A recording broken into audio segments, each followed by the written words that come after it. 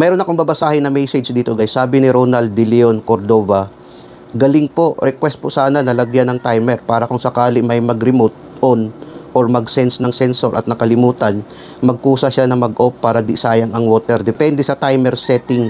Thanks po. Tapos ang sabi naman ni Boy Manong Palos Kahanding, paano kung tulog na lahat ng mga tao tapos may dumaan na pusa sa harap ng sensor? Magdamag tatapon ang tubig. Tapos sabi naman ni Julius Nonoy Sanchez, nice one sir, maganda rin sana kung may timer. In case may iwang bukas ang gripo, nakalimutan na i-off, auto shut off. Ito yung ilan sa mga comment doon sa aking video na aking in-upload. So ngayon guys, ating solusyonan ito, lagyan natin ng timer. Itong timer natin gagamitin dito guys, ito ay on delay timer. Kung sakaling makalimutan natin i-off sa remote o di kaya sa sensor, kusa ang timer mag-off, i-off ng ating on delay timer. Kung makikita natin dito guys, no, ito yung circuit breaker natin ha, single phase, ito na siya. Sensor natin, ito na siya. Power supply natin, na ang input niya to 20 volts, output niya 24 volts DC, ito na siya no. Tapos ito naman yung R1 natin na 24 volts no, R1 natin, ito siya. Tapos R2 natin para sa remote na 220 volts, ito na siya.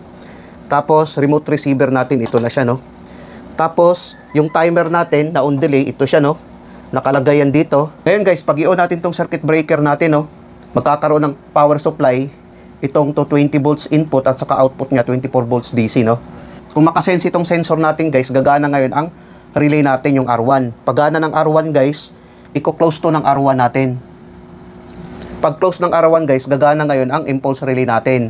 Kung ang impulse relay natin guys, nakasetting ito sa auto mode, magko-close ito ngayon, itong IR natin no. Tapos itong sensor natin, pag hindi na makasense, mag-open ito.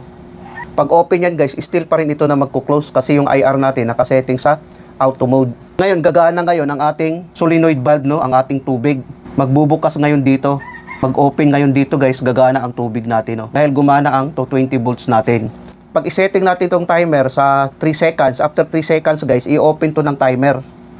I-open ng timer, mamamatay ngayon itong solenoid valve natin sa water faucet. Pagpatay nito guys, magko-close ito. Pag makasense ito ulit, gagana ang IR natin, mag-close ito. Pag close niyan, mag-trip naman ito guys, no? Mag-trip ito. Pag trip niyan, mawawala ng power supply ang ating timer, no? Pag mawawala ng power supply ang ating timer, mag-close ito ulit. Dahil ito ay normally close.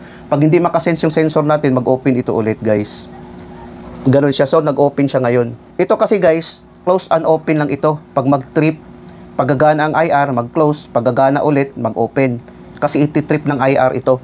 Ito namang sa remote natin ngayon guys, pag i-on natin to sa remote, gagana ngayon itong R2 natin, no? Pag gana ng R2 natin guys, magko-close ito.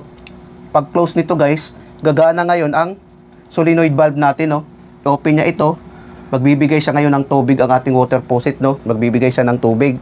Ngayon, ang ating timer, kung iset natin to sa 3 seconds, after 3 seconds guys, mag-open ito. Pwede rin natin patayin, no? Mag-open dito. Pag open yan, mamamatay ito, mag-close ito ulit. Ganun kasi siya. Pag i-off naman natin to, pag i-off natin, mamamatay ngayon ng R2, mag-open ito guys. Pag open ito guys, mag-close naman ito ulit. Kasi mawawala ng power supply ang ating on delay timer, mag-open siya.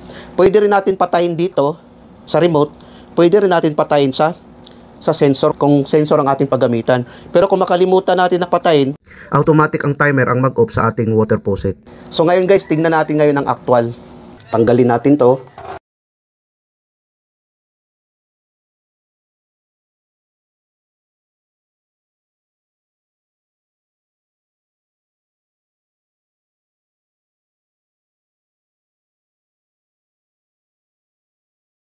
So ngayon guys, i-try natin ngayon, no? I-on natin to. Ang setup nito guys, pag makalimutan natin i-off, automatic ang timer ang mag-off, no? Ilagay natin to sa 3 seconds lang, 3 seconds. Ngayon, i-try natin guys, no? Pag i-swipe natin tong sensor, gagana ngayon ang tubig natin. Try natin. Ayan, gumana ang tubig natin. After 3 seconds, papatayin niya, no? Ng ating timer. Tapos i-swipe natin ulit para babalik sa normal, para mamamatay yung timer natin. Ilagay natin to sa 4 seconds, no? 4 seconds, yan. Pag swipe natin, gagana siya, maghugas tayo ng kamay. Pag makalimutan natin i-off, automatic i-off ng timer. Tapos i-off natin tong pula, no, para babalik siya sa normal position. Tapos ngayon, pag i-swipe natin dito gagana, kung i-off naman natin dito guys, mamamatay din, no. Kung makikita natin. Ilagay natin to sa 5 seconds guys, ilagay natin sa 5 seconds, no. 5 seconds. Try natin. Ayan. After 5 seconds, patayin ng ating timer ang tubig, no? Ayan. Pag i-try natin, mamamatay siya. Pag i-press natin ulit gagana, pwede rin natin patayin dito, no? Ayan. Try naman natin sa remote, no? Try natin. Ayan. Pag makalimutan natin i-off, guys, automatic ang timer ang mag-o-off, no? Kung makikita natin. After 5 seconds. Kasi yung timer natin, nakasetting sa 5 seconds. Depende na yun sa inyo kung anong setting ninyo sa timer, no? Kung minutes ba, seconds, or hours, mayroong setting ang on-delay timer natin. Tapos i-off natin guys, para mamatay itong red, i-off natin muna. Ayan. Pag off nyan guys, saka natin i-on. Ayan. Pwede rin natin patayin dito, no? Pwede rin ganun. Pwede rin dito patayin. Pwede rin natin i-on dito. Pwede rin natin patayin dito, no? Ayan. Kung makikita natin. Pwede rin ang timer ang mag-off, no? Kung i-try natin. Timer ang mag-off, pwede rin. Ayan. Ayan. Kung makikita natin, no? Pwede rin dito sa sensor. Ayan. Hugas tayo. Kung makalimutan natin i-off, automatic i-off ng timer. Ayan. Pag i-on natin dito, pag i-swipe natin, mamamatay ang timer. Pag swipe natin, gagana ulit.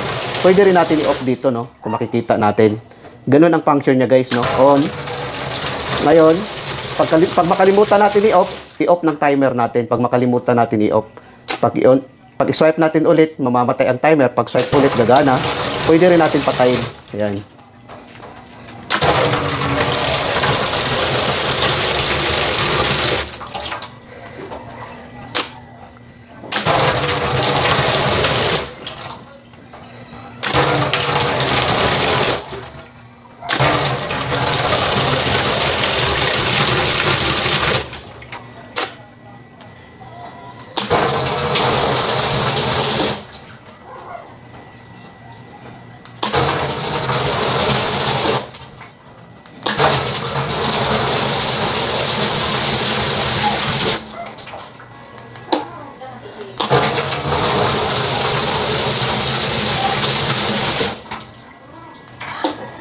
Sana guys nakapagbigay ito ng kunting kaalaman sa mga baguhan. Maraming salamat sa inyo guys. Hanggang sa muli.